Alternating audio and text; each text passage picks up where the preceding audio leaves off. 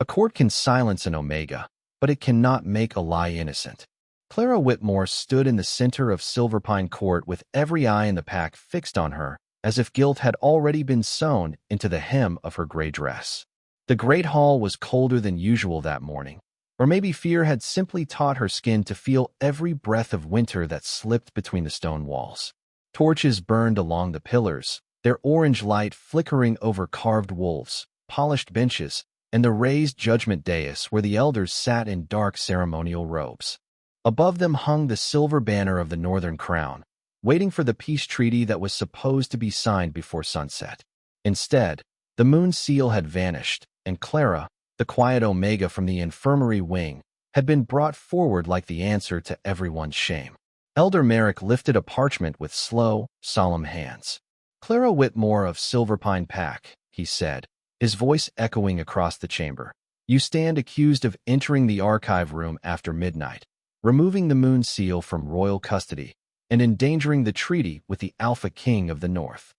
A low murmur rolled through the court.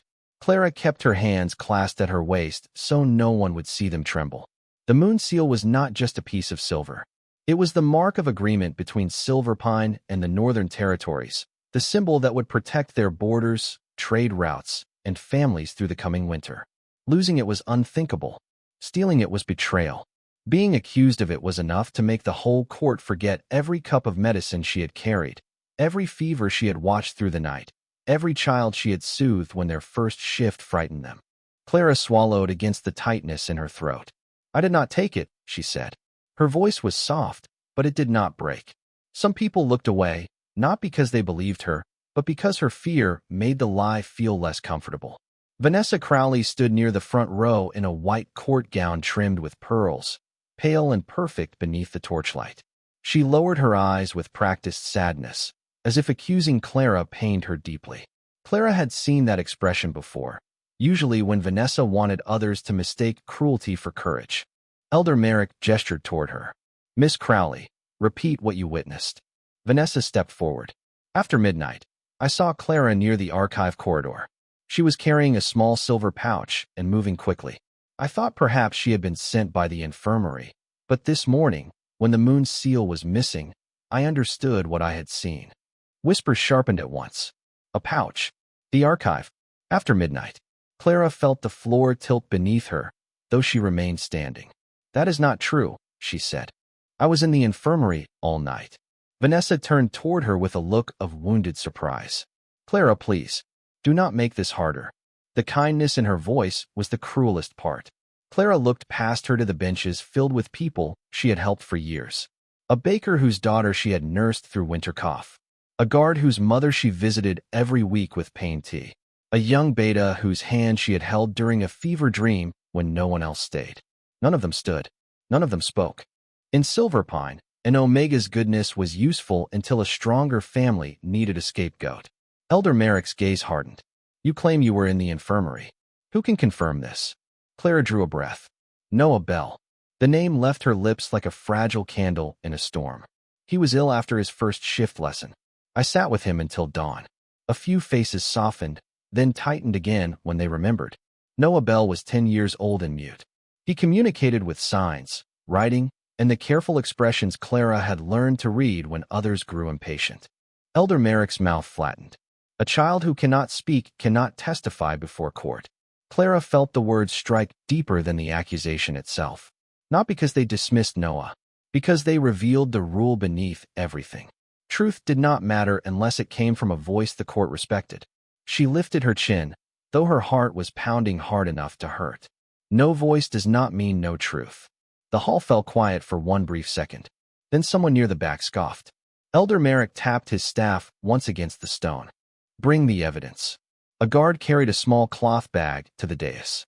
Clara recognized it immediately. It was from the infirmary, the kind used for dried lavender and fever herbs. Her stomach turned cold. Elder Merrick opened it and drew out a strip of silver ribbon, folded around an imprint of the missing seal's wax. Gasps broke across the court. Vanessa lowered her face. Hiding what Clara knew was not sorrow. The elder looked down at Clara as if the matter had almost ended. "This was found beneath your bed." Clara stared at the bag, and in that moment she understood. Someone had not merely accused her. Someone had prepared the court to stop listening before she ever spoke. Clara could feel the court deciding without waiting for the final words. It moved through the hall in small signs, the way shoulders turned away from her, the way whispers shortened into certainty, the way Elder Merrick placed the cloth bag on the dais as if it were no longer evidence, but conclusion. The silver ribbon lay against the dark wood, harmless and delicate, yet it seemed to weigh more than every good thing she had ever done in Silverpine. Clara stared at it, trying to understand how something from her own infirmary shelf had become a key in a lock built around her. "That bag is mine," she said carefully, because lies often grew stronger when truth became too frightened to stand near them. "But I did not put it beneath my bed. Anyone who works in the infirmary could have taken one." Elder Merrick's brows lowered. "Are you accusing the healers now?" "No," Clara answered quickly.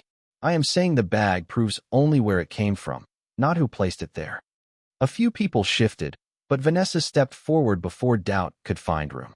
"Clara always had access to the infirmary stores," she said softly. She knew which doors were left unlocked. She knew the guard rotations because injured patrolmen spoke freely around her.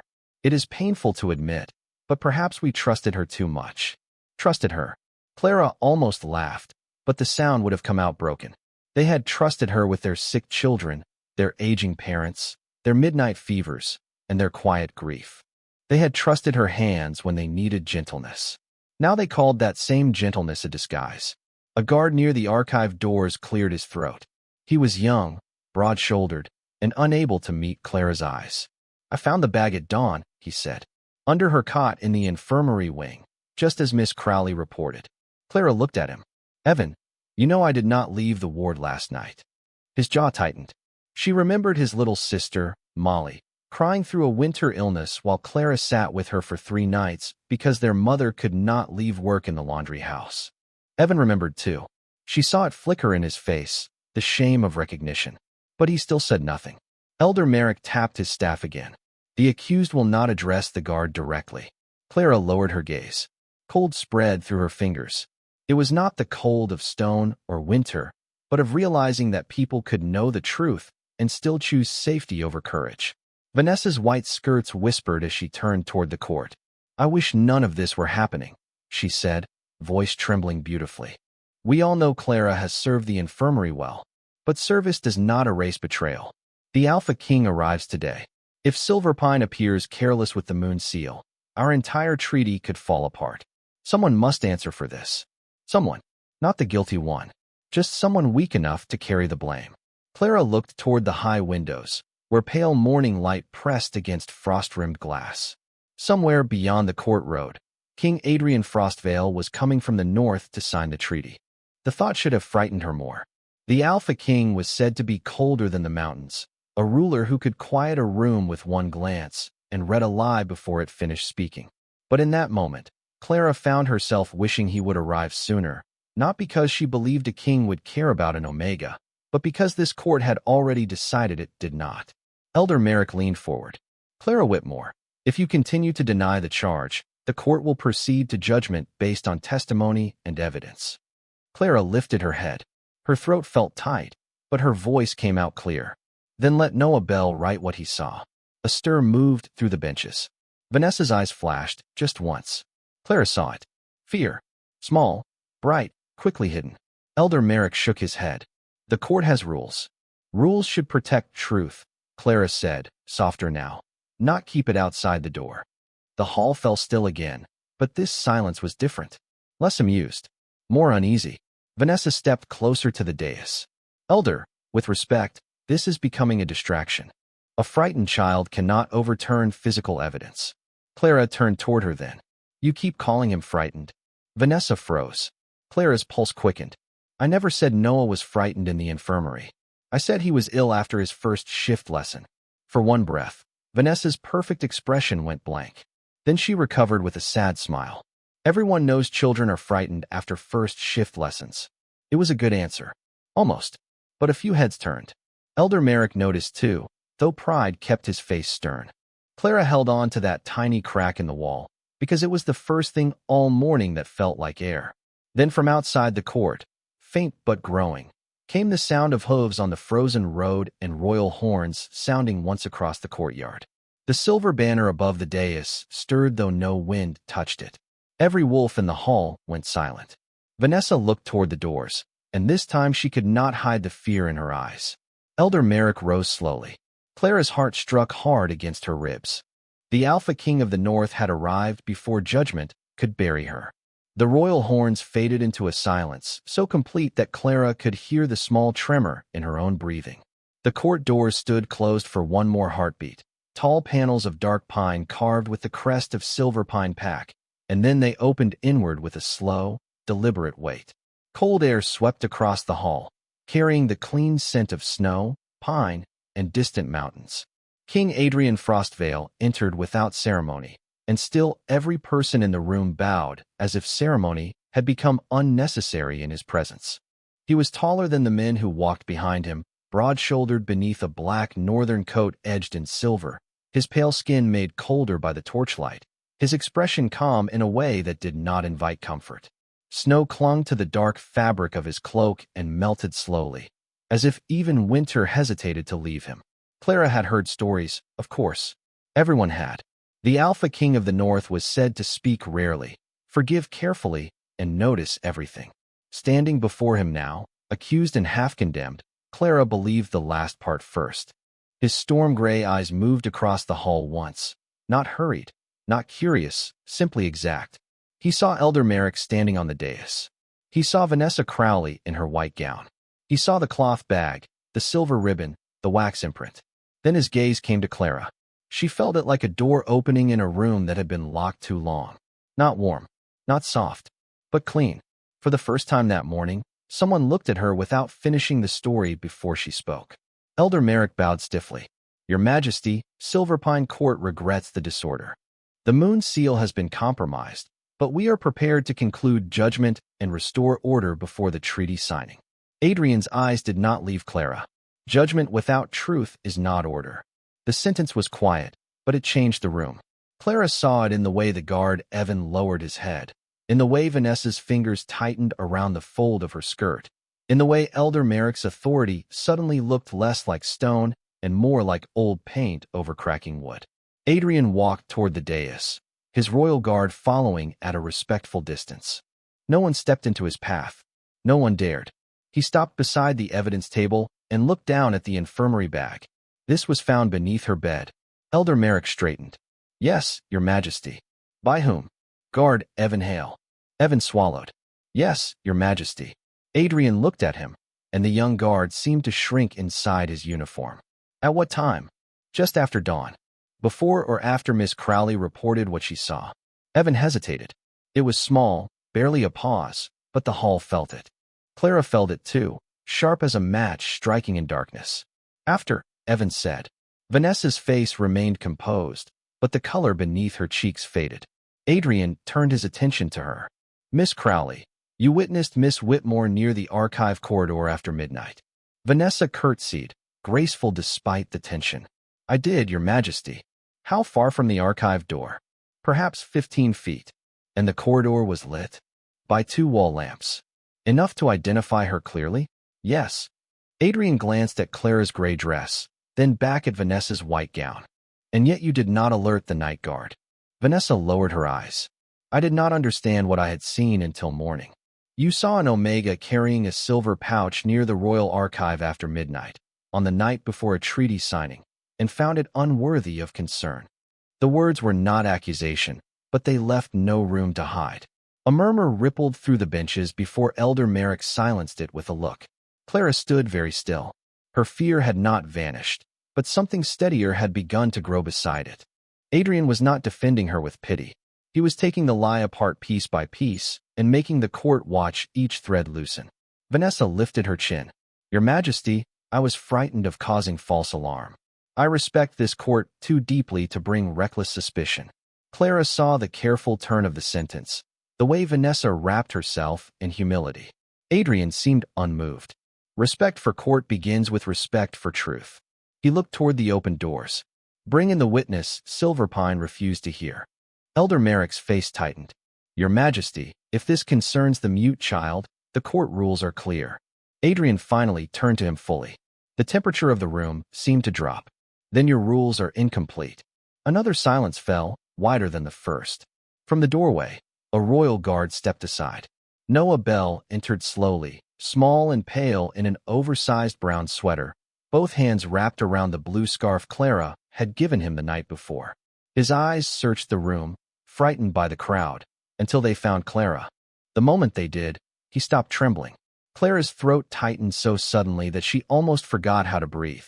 Noah lifted one hand in the careful sign she had taught him for safe. Adrian saw it. The court saw it. And Clara understood that the witness had not come to rescue her with noise. He had come with the kind of truth silence could not erase. Noah stood just inside the court doors with the blue scarf clutched in both hands, and every person in Silverpine Court seemed suddenly uncertain of where to look. Some stared at the child with pity, others with impatience, a few with the kind of discomfort people felt when someone they had dismissed became important before they were ready to admit it.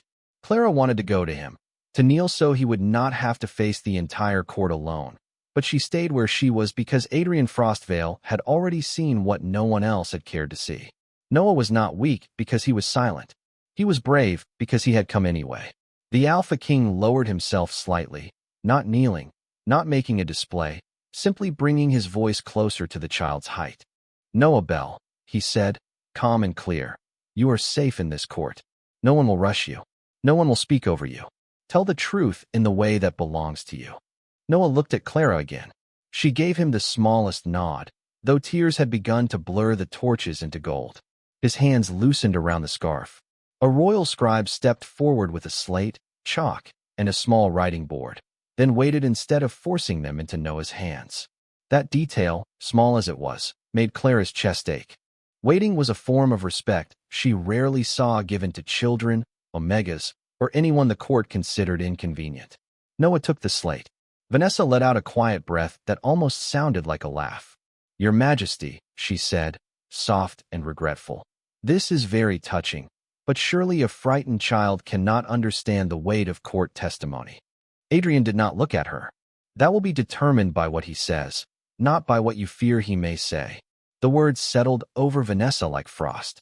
Noah began with signs. His fingers moved slowly at first, then steadier as the royal scribe translated aloud. Last night. Infirmary. Fever gone. Woke up. Clara closed her eyes briefly. She remembered that moment, the candle low beside Noah's cot, his small hand tucked beneath the scarf because the blue wool made him feel calm.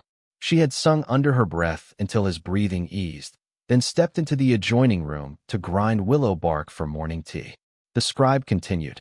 He saw a lady pass the back door. A stir moved through the court. Elder Merrick leaned forward. Which lady? Noah's eyes flicked toward Vanessa. The court followed his gaze. Vanessa's smile held, but only barely. Noah raised one hand and pointed. No drama. No cruelty. Just truth. Clara felt the room change. Not fully. Not yet. But the certainty that had pressed against her all morning suddenly wavered. Vanessa placed a hand to her chest. He is confused. I was nowhere near the infirmary. Noah shook his head hard, then wrote on the slate with quick, uneven letters. The scribe read, white dress, pearl sleeves, silver pouch. Vanessa's gown seemed to glow brighter beneath every eye. She laughed once, thin and polished. Many women wear white during treaty week. Adrian looked at the scribe. Continue. Noah signed again. Followed. Thought she needed help. Clara's heart pinched at that. Of course he had followed. Noah was frightened of strangers, but he was never careless with kindness. He had learned that from being ignored too often. Went down servant hall. Saw her open infirmary room. Put pouch under Clara's bed. Gasps broke across the benches. Elder Merrick's staff slipped slightly against the stone before he caught it. Guard Evan stared at the floor, his face tight with shame.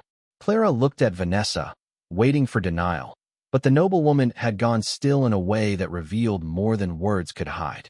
Then Adrian lifted one hand, and a royal guard stepped forward with a folded white glove resting on a dark cloth. This was found near the archive steps before sunrise, Adrian said. My guard recovered it before entering the court. There is silver sealing wax on the fingertips, the same wax used on the moon seal's storage case. Vanessa's face paled. That could belong to anyone. Adrian's storm-gray eyes rested on the pearl buttons at her wrist. It bears your initials stitched inside the cuff. The court fell utterly silent. Clara could hear Noah's breathing, small and uneven, but steady. She could hear her own heartbeat slowing for the first time all morning. Adrian turned to Elder Merrick. You accepted a bag under an Omega's bed as proof, but dismissed a living witness because he could not speak aloud. Elder Merrick's mouth opened, then closed. The rebuke needed no volume. It had already filled the hall. Noah wrote one more line on the slate and held it up himself before the scribe could take it. Clara read it through her tears. Clara stayed with me. She helped me sleep. The words were crooked, simple, and stronger than every polished lie in the room. For one breath, Clara was back in the infirmary beside a candle, humming softly while a child's fever broke. Not accused, not cornered, just herself. Adrian looked at her then, and the coldness in his face eased by a fraction. The witness has spoken, he said. Now let this court decide whether it serves justice, or only the comfort of those who nearly buried it. The court did not answer at once. It could not. Truth had entered too quietly to be dismissed, and too clearly to be ignored. Clara stood beneath the silver banner with her hands pressed together, feeling the room rearrange itself around Noah's crooked words on the slate. Clara stayed with me. She helped me sleep. No polished speech from Vanessa could soften that. No ceremonial rule from Elder Merrick could make it vanish. The sentence sat in the center of the court like a candle that refused to go out. Vanessa recovered first, because people skilled in deception often mistook quickness for innocence. This is absurd, she said, her voice still elegant, though the edge beneath it had begun to show. A child saw a white dress in a hallway and decided it was mine. A glove can be planted. A frightened Omega can influence a boy who trusts her. Clara felt Noah shrink at the word influence. His small fingers tightened around the blue scarf. Before Clara could speak, Adrian turned his storm-gray gaze on Vanessa. Careful, Miss Crowley. You have already asked this court to trust what you saw in a hallway after midnight. Do not now claim that seeing is worthless because the eyes belong to a child. The words struck without cruelty, yet Vanessa's face tightened as if the room had tilted beneath her. A murmur moved through the benches, this time not against Clara, but around Vanessa. Doubt had changed direction. Elder Merrick cleared his throat. Your Majesty, the court acknowledges the witness. However, procedure requires that the moon seal itself be recovered before full judgment can be amended. Adrian gave a single nod to the guard beside him.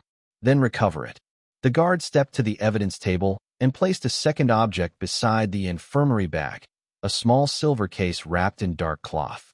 The royal crest on its clasp caught the torchlight. The entire court inhaled as one. Elder Merrick's face went pale. The moon seal. Adrian did not touch it. Found in the hollow base of the East Archive lamp, where it was hidden after the pouch was placed beneath Miss Whitmore's bed.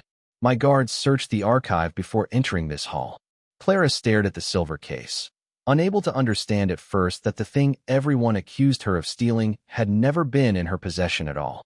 It had been close enough to the court to be recovered, close enough to expose the lie, while she stood under judgment for a crime built from shadows and convenience. Vanessa stepped back half a pace. I do not know how it came to be there. No, Adrian said. But your glove does.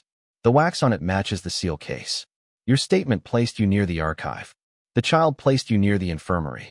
The hidden seal proves the theft was not meant to remove the treaty symbol, but to frame someone else for touching it. The logic fell into place one piece at a time, too clean for anyone to pretend confusion. Clara watched faces turn away from her and toward Vanessa. Some looked shocked, some embarrassed, some simply eager to stand on the safer side of the truth now that it had power behind it. That hurt in a different way. Belief came quickly when the Alpha King carried it into the room. It had not come when Clara carried it alone. Vanessa looked at Elder Merrick, then at the benches where her family sat stiff and silent. I wanted to protect Silverpine, she said suddenly, changing shape again, searching for a version of the lie that might survive. Clara was always near the royal stores. She was careless. I was afraid the Alpha King would see weakness in our pack. Adrian's expression hardened, not loudly, not dramatically, but with a quiet finality that made every excuse seem smaller. You endangered the treaty to appear useful to it. Vanessa's lips parted, but no answer came. Elder Merrick bowed his head. Miss Whitmore, he said, the title awkward in his mouth. This court withdraws the charge. The word should have lifted Clara. Instead, she felt strangely hollow, as if her body had prepared for a fall and did not know what to do with solid ground. Withdraws the charge. Not apologizes. Not believes you. Not we were wrong to treat your silence as guilt. She looked at Noah, who still stood near the doorway, brave and trembling, and something inside her steadied. Clara crossed the few steps to him, slowly, so no one would mistake her motion for anything but care. She knelt before him and held out her hand. Noah placed the blue scarf in her palm, then signed with careful fingers. Safe. Clara smiled through the ache in her throat. Yes, she whispered. Because of you. Noah's shoulders loosened. The court watched, and for once Clara did not care whether they approved. Adrian did. His gaze moved over the room, making witnesses of every person who had almost let a child's truth be thrown away. Record the correction, he said. The royal scribe opened the court ledger. Clara Whitmore is cleared of all accusation regarding the moon seal. Noah Bell's testimony is accepted under royal witness. The moon seal is restored to treaty custody.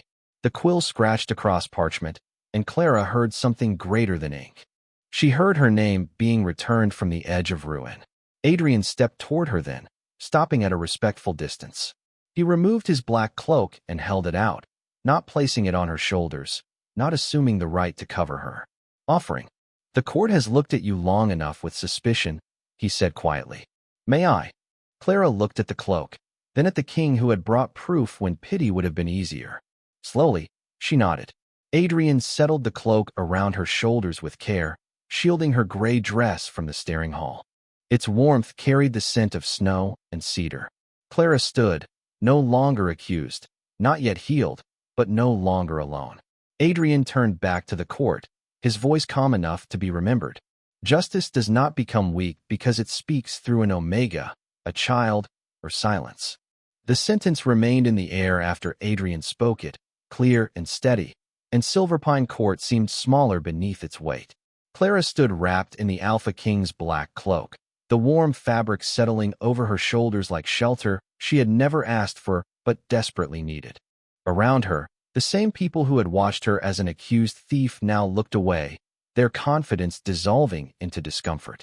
Elder Merrick lowered himself slowly back into his chair, older in that moment than he had looked at Dawn. Vanessa Crowley stood near the evidence table, her white gown no longer appearing pure beneath the torches, only fragile, like a costume that had lost its meaning. Adrian did not raise his voice. He did not shame the court for sport. That made every word he spoke next more powerful. The treaty will still be signed, he said, turning toward the dais, but not under the same terms. A ripple of alarm passed through the benches. Silverpine depended on that treaty. Without northern protection, their trade routes through the mountains would close before winter deepened. Elder Merrick gripped his staff. Your Majesty, Silverpine has acted in error, but the pack cannot endure the loss of your alliance. Then Silverpine should have guarded justice as carefully as it guarded its pride. Clara felt the truth of that sentence move through her like a slow breath. She looked at Noah, who now stood beside the royal scribe, still holding his slate, his eyes fixed on her as if needing to know the world had truly become safe again. She smiled at him, small but real. His shoulders relaxed. Adrian continued. The moon seal will be restored to treaty custody, but the agreement will include provisions for testimony by sign, slate, and witness-interpreter in every northern court under my protection. Noah blinked, not fully understanding at first. Clara did. Her hand rose to her mouth as emotion tightened her throat. This was bigger than clearing her name, bigger than one lie exposed beneath stone walls. Adrian was changing the rule that had almost erased Noah's truth. The royal scribe bent over fresh parchment, writing quickly. Furthermore, Adrian said, no rank will be grounds for dismissing testimony without review. Omega, child, servant, elder, noble, or guard. Truth will be weighed by evidence, not by status. The court listened in stunned silence. Clara felt the cloak around her shoulders differently now. Not as rescue, as witness, as proof that someone with power had chosen not merely to save her, but to alter the room that had made saving necessary. Elder Merrick bowed his head. It will be entered. Vanessa's father rose from the front bench, pale and rigid. Your Majesty, my daughter has made a grave mistake, but surely there is room for mercy. Adrian's gaze moved to Vanessa. For the first time, her polished composure cracked fully. She looked young, frightened, and lost inside the consequences of her own ambition. Clara waited for satisfaction to come. It did not. What came was tiredness, and a quiet ache for every person who believed hurting the powerless could make them powerful. Adrian looked at Clara. Miss Whitmore, you were the one harmed before this court. You may speak, if you choose. Every eye turned back to her, but the attention felt different now. It still frightened her. Yet fear no longer owned her voice. Clara stepped closer to Noah and rested a gentle hand on his shoulder. I do not want revenge, she said. Her words were soft, but the hall carried them. I want no one else to stand where I stood today and realize the truth was not enough because the court had already chosen who mattered. The room went still. Vanessa looked down, tears gathering but not falling. Clara drew a careful breath. Let her answer to the council. Let her repair what she tried to break. But do not let this court call that mercy unless it also changes for the people it failed. Adrian held her gaze for a moment, and something in his storm-gray eyes softened with respect. So ordered. The scribe wrote again. Clara felt the finality of it, not as an ending, but as a door opening. Elder Merrick stood with visible effort. Clara Whitmore, he said, and this time he did not omit the dignity in her name. Silverpine Court acknowledges its failure to hear you fully. The charge is withdrawn, and the court records your innocence under royal witness. Clara closed her eyes for 1 second. Innocence, not absence of punishment, not fortunate escape. Innocence. When she opened them, Noah was looking up at her, his small hand moving in a sign she knew well. Proud. A laugh slipped from her, half breath, half tear. Adrian saw it and turned away just enough to give her privacy while still standing guard against the room. That courtesy nearly undid her. The Alpha King had brought evidence, but his greatest gift was not proof. It was space for her to become more than the accusation. Outside, the morning sun broke through the high windows, spilling pale gold across the silver banner and the restored moon seal. Clara stood beneath that light with the child who had spoken without sound, the court that had been forced to listen, and the northern king whose silence had more honor than all their speeches. For the first time since dawn, she was not waiting to be judged. She was waiting to see what she would choose next. The court began to move again, but it no longer moved with the same confidence. Benches creaked as nobles shifted in their seats. Guards stepped aside to clear the center aisle, and the royal scribe carried the amended treaty to a side table where fresh wax waited beside the restored moon seal. Yet Clara remained still, wrapped in the black cloak, one hand resting on Noah's shoulder while the morning light spread across the stone floor. Only an hour earlier, that same floor had felt like the center of a storm she could not escape. Now it felt solid beneath her feet, not because fear had vanished, but because truth had finally been allowed to stand beside her. Adrian Frostvale spoke quietly with Elder Merrick near the dais, his posture straight, his face unreadable, every inch the Northern King people feared and obeyed. Clara should have felt distant from him now that the danger had passed. Instead, she found herself noticing the restraint in him, the way he gave orders without spectacle, the way he let silence do work that other men would have tried to fill with power. When he turned back toward her, she looked away too quickly. Heat touched her cheeks, confusing and unwelcome after a morning filled with colder things. Noah tugged gently at her sleeve. She looked down. He signed slowly, "King likes you." Clara's eyes widened. "Noah." The boy gave her the smallest smile, innocent and entirely too observant. Clara shook her head, but the movement had no strength. Adrian had seen them. Of course he had. His expression did not change, yet something almost like amusement softened the edge of his eyes before he approached. "Noah Bell," he said, "the royal court will need a witness interpreter for the new provisions. Would you be willing to help my scribe understand the signs Clara taught you?" Noah looked at Clara for permission. That, more than anything, made her heart ache. She nodded. "Only if you want to." Noah thought about it with grave seriousness, then nodded back. The royal scribe smiled and led him a few steps away to the writing table, where he immediately began showing the signs for truth, fear, and sleep with solemn importance. Clara watched him go, pride swelling beneath the exhaustion. You changed his life today, she said quietly. Adrian stood beside her, leaving enough space that his cloak around her shoulders still felt like protection, not possession. He changed the court. You made the court listen. No, Adrian said. You did that first. I only arrived with the authority they should not have required. Clara turned to him. The answer was so exact, so free of flattery, that it slipped past every defense she had built that morning. Most kings would have taken credit. Most courts would have taken your silence. The words should have reopened the wound, but his voice held no pity, only acknowledgement. Clara looked toward Vanessa, who now stood near her family under the watch of council attendants. Vanessa's head was bowed, her white dress still bright, though no one looked at it with admiration anymore. Clara felt no triumph. She felt the shape of the choice she had made in Part 6 settling into her bones. Justice without cruelty. Consequence without spectacle. I keep wondering, Clara admitted, why you investigated before entering. You could have walked in, demanded the treaty, and left Silverpine to judge me. Adrian's gaze moved to the high windows, where the sun caught along the frost. My guard found the archive disturbed before dawn. Then I heard the court had detained an Omega from the infirmary. Those two facts did not belong together. Because an Omega could not steal from an archive? Because anyone clever enough to bypass royal locks would not hide evidence beneath her own bed. Clara almost smiled. That is a practical answer. It is also true. He paused, then looked back at her. And because I asked who had cared for the sick child whose fever delayed the night nurse. Everyone said your name before they remembered they were supposed to doubt you. Clara's breath caught. Her name had existed in kindness before it existed in accusation. She had not realized how badly she needed to hear that. The court doors opened to let in a small group of Silverpine villagers who had waited outside for news. Among them were faces Clara recognized from the infirmary.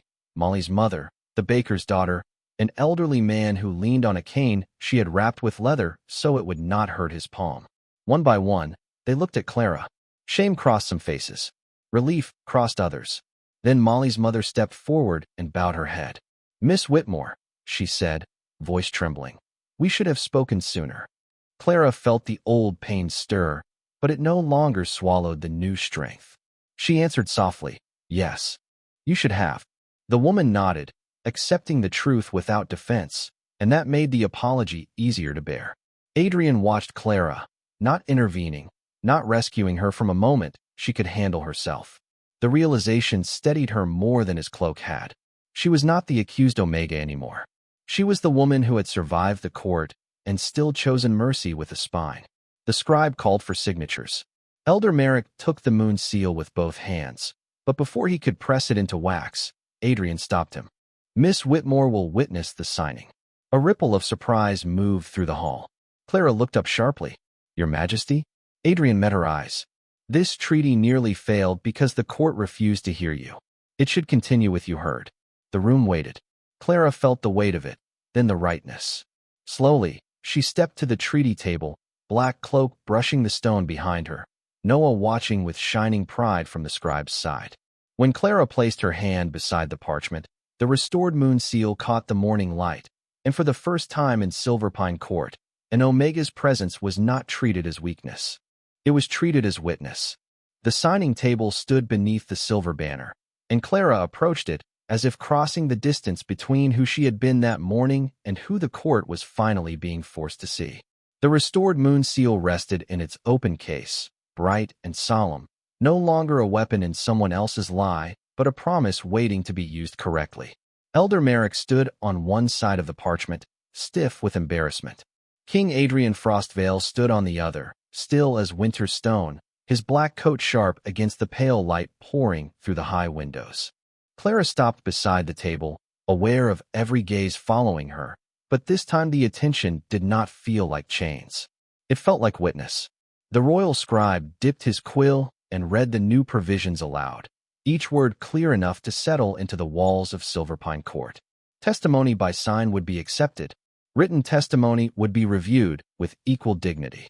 Rank would not determine whether truth deserved to be heard.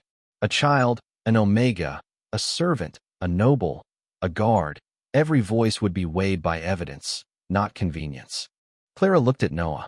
He stood taller with every line, his blue scarf tucked beneath his chin, his small hands folded with pride. When the scribe finished, Elder Merrick took the moon seal and pressed it into warm silver wax at the bottom of the treaty. The mark formed cleanly, complete, and shining. Then Adrian signed with calm precision, his name dark and decisive across the parchment. The scribe turned to Clara and offered her the witness quill. For a moment, she simply stared at it.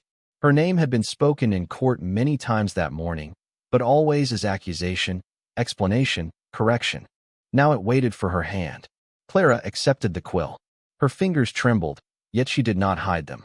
Courage, she was beginning to understand, was not the absence of trembling. It was writing your name anyway. She bent over the treaty and signed Clara Whitmore beneath the witness line. The ink glistened briefly before sinking into permanence. A soft murmur moved through the hall, but no one laughed. No one objected. No one called it improper. Adrian looked at her signature, then at her. Well written, he said quietly. Clara almost smiled. I had a good teacher. Her eyes flicked to Noah, who beamed as if he had personally instructed the entire court. The gentle moment loosened something in the room, and even a few guards allowed themselves small smiles. Yet not all silence was healed silence. Near the front, Vanessa stood between two council attendants, her father beside her with his face drawn tight. When the attendants guided her toward the side chamber where the council would begin its inquiry, Vanessa paused and looked back at Clara. For the first time, there was no performance in her expression. Only humiliation, fear, and perhaps the first painful edge of understanding. Clara, she said, voice thin. The court braced for an excuse. Clara did too. But Vanessa only swallowed and said, I knew they would believe me over you. The honesty was ugly, but it was honesty. Clara held her gaze. That is why you did it. Vanessa looked down. Yes. No dramatic confession followed. No grand apology capable of repairing what had nearly been destroyed. The attendants led her away, and Clara let the moment pass without chasing it.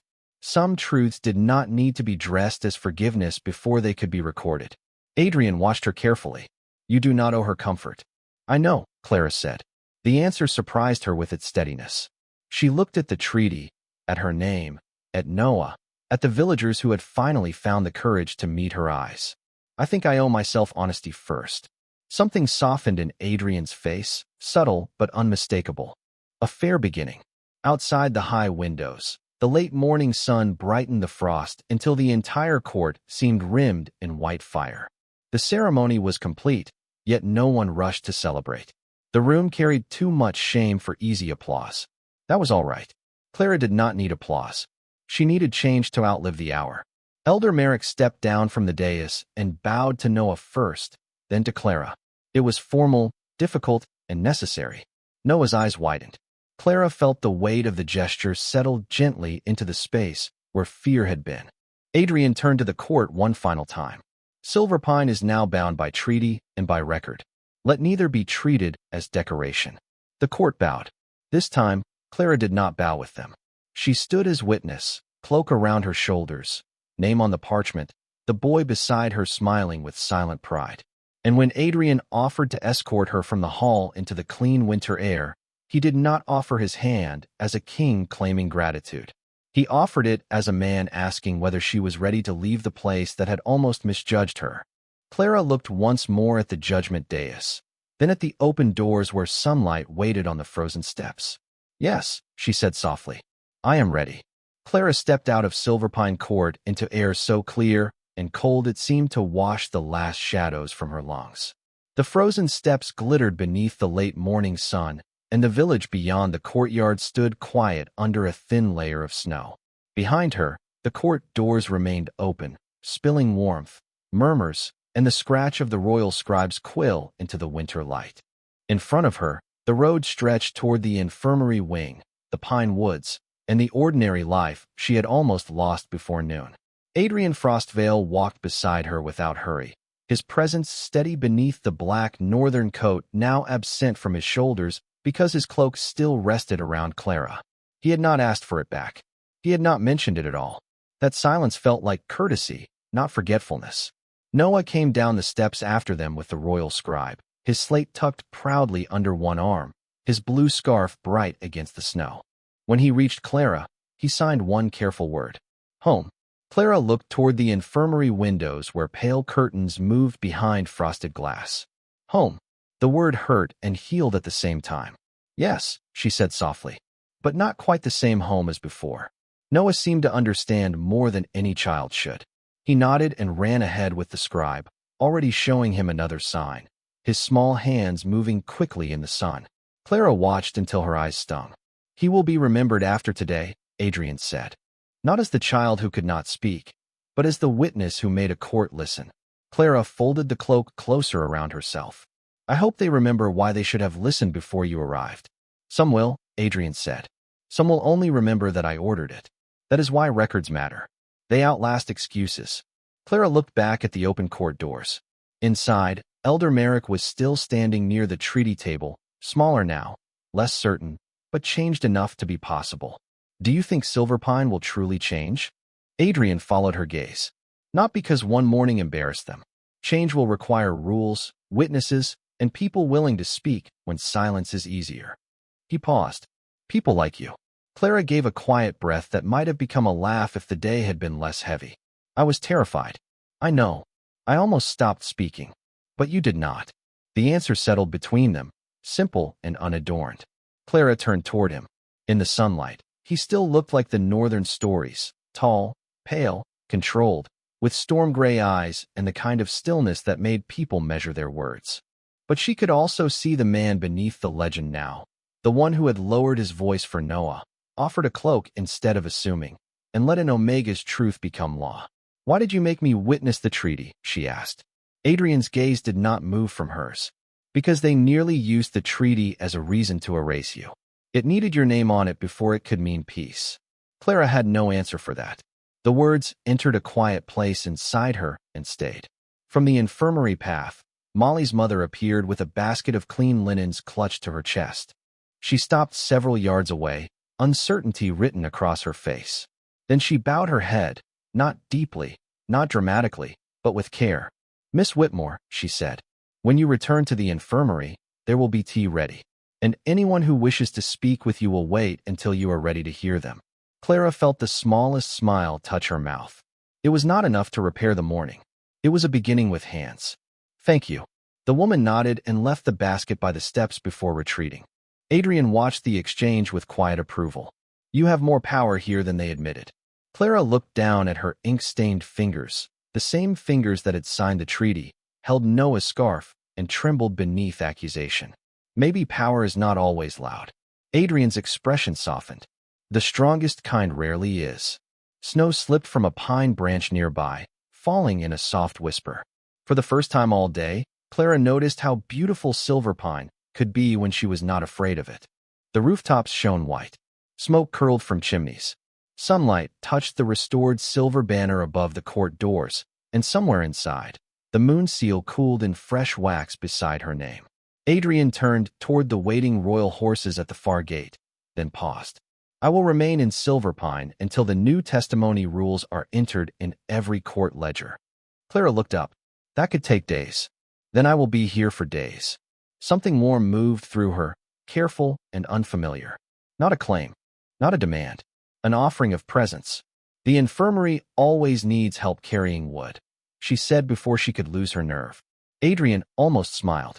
Then the North may survive one king carrying firewood. This time Clara did laugh, soft and real, and the sound rose into the winter air without fear. Noah turned from the path and grinned at her. The royal scribe looked confused but pleased.